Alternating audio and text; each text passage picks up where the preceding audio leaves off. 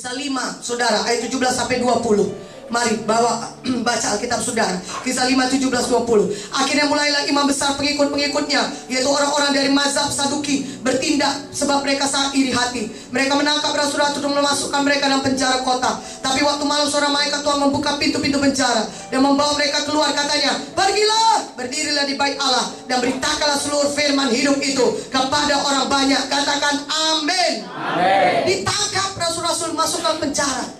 Tapi malam hari ada malaikat Tuhan yang membebaskan mereka. Tapi apa kata Tuhan kepada mereka lewat malaikat Tuhan? Pergilah, beritakan lagi Injil. Katakan amin.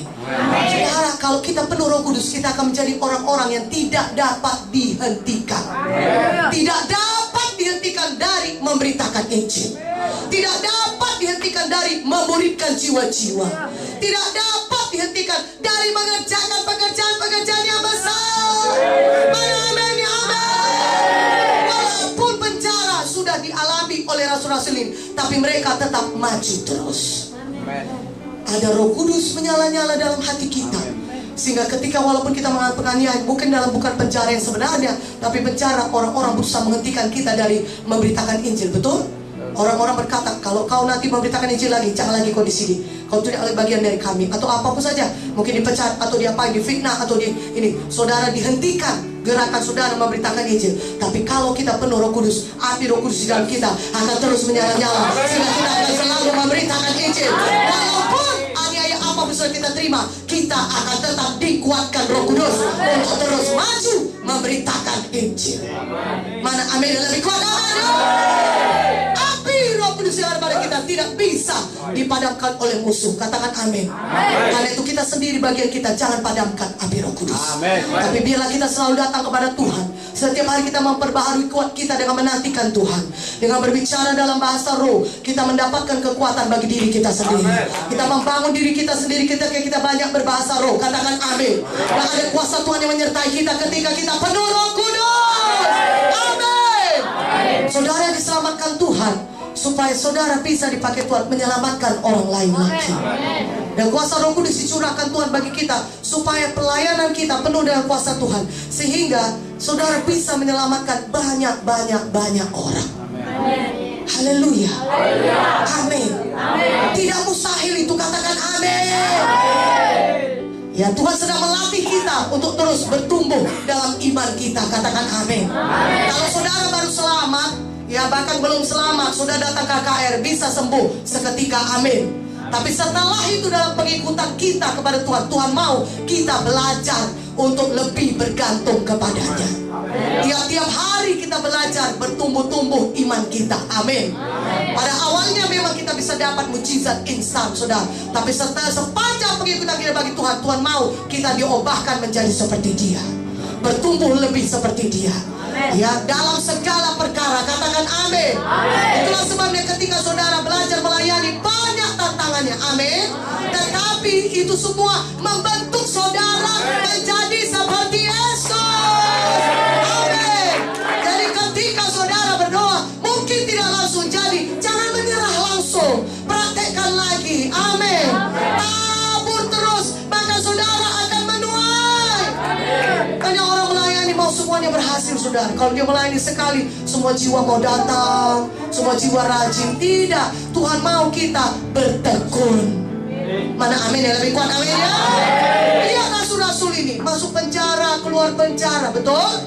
Ya, ada aniaya lain. Apakah mereka langsung berhenti dan berkata, Paulus dan Silas dimasukkan ke dalam penjara di Filipi? Apakah mereka kata, beginikah hasilnya Tuhan? Sudah menyerahkan hidup. Tadinya aku orang kaya, kata Paulus, tapi sekarang aku malah disiksa habis-habisan di penjara karena berbuat baik, karena menyembuhkan orang.